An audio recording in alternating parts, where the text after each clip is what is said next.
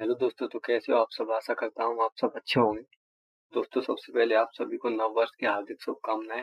दोस्तों, आज बात करेंगे एसएससी जीडी 2025 की मैथ के लिए क्या रणनीति रहेगी, क्योंकि 4 फरवरी से एग्जाम है।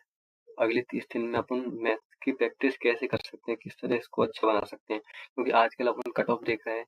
कट ऑफ 160 में से 140 150 पे सिलेक्शन हो रहा है। यहाँ तो कंपटीशन बहुत ज्यादा हाई है। तो कैसे अपन कम से कम इसमें 17+ नंबर तो लाने पड़ेंगे।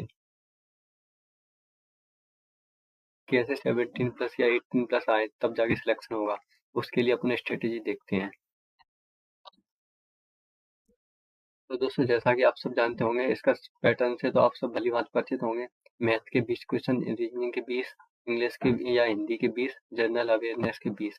अब दोस्तों, ये 3 पोर्शन ऐसे हैं, मैथ, रीजनिंग, हिंदी या फिर इंग्लिश में से पूरे के पूरे करने की कोशिश करना है।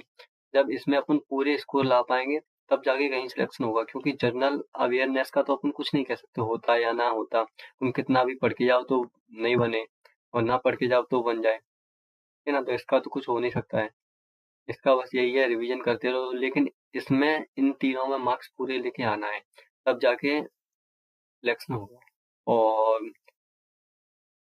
0.25 की माइनस मार्किंग है, क्योंकि एक क्वेश्चन 2 नंबर का है, तो 8 गलत होने पर 1 नंबर जाएगा। माइनस मार्किंग हालांकि इतनी ज्यादा नहीं है, आपको तो पूरे ही लगा के आने हैं।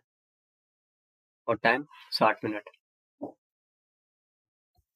और दोस्तों, अब इस मैथ्स में अपन क्या करेंगे स्पेशल। तो मैथ्स में अब दोस्तों, कंसेप्ट आपने किसी भी टीचर से पढ़ा हो, कोई दिक्कत नहीं है, हर टीचर अपने आप में बेस्ट होता है। तो अब कंसेप्ट की तो बात है नहीं, कंसेप्ट तो आप सीख चुके हो। अब अपन करेंगे सिर्फ प्रैक्टिस, ओनली प्रैक्टिस। तो वो प्रैक्टिस कहाँ से करेंगे। प्रैक्टिस अपन जो 2024 में जो फरवरी में एग्जाम हुआ है, उसके फरवरी और मार्च में जो एग्जाम हुआ है उसके पीवाईक्यू लेंगे अपन। पर डे 20 क्वेश्चन करा करेंगे, पर डे 20 क्वेश्चन मैथ के, ठीक है। और वो आज से स्टार्ट है। अब दोस्तों, इसके टॉपिक की बताऊं मैं तुम्हें, तो टॉपिक जैसे कि नंबर सिस्टम से एक या ये 2 क्वेश्चन आ जाए, या फिर एक भी ना आए, वैसे तो 1-2 आ ही जाते हैं सिंप्लीफिकेशन के, ठीक है। एलसीएम या एचसीएफ से 1-2 नंबर, रेशियो, मिक्सर, ये मिक्सचर तो आ जाए नहीं आए, टाइम एंड वर्क से 1 से 2 क्वेश्चन आते ही हैं। अब टाइम, स्पीड एंड डिस्टेंस, इससे 1 या 2 क्वेश्चन आ ही आते हैं, या इसमें ट्रेन वाला आ जाता है, ठीक है। इंटरेस्ट से आते ही हैं, एवरेज, ये सबसे ज्यादा क्वेश्चन आते हैं, ये प्रॉफिट लॉस और परसेंटेज से। और दोस्तों, परसेंटेज और रेशियो, ये तो करना बहुत ज्यादा जरूरी है, क्योंकि इससे अगर ये आपने कर लिया ना, तो ये तो नींव है इसकी, मैथ्स की। ये अगर तुमने अच्छी तरह कर लिया, तो ये अच्छी तरह करने के बाद में आप कैसे भी करके 5 से 8 क्वेश्चन तो कर जाओगे, 8-10 क्वेश्चन। ये सारा मैथ इन्हीं पर टिका हुआ है। और मेंसुरेशन से क्वेश्चन आता है 1 या 2, सरल क्वेश्चन आते हैं, ज्यादा टफ नहीं है।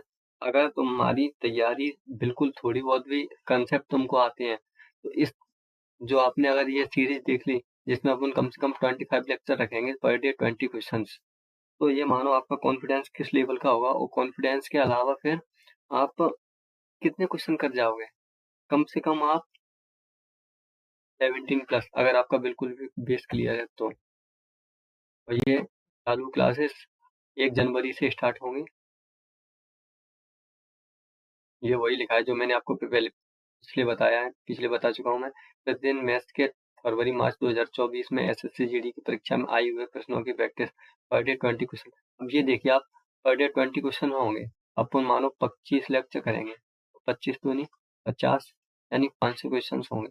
जब अपन 500 मैथ्स के क्वेश्चन करके जाएंगे, तो क्यों नहीं आएगा कॉन्फिडेंस, ठीक है।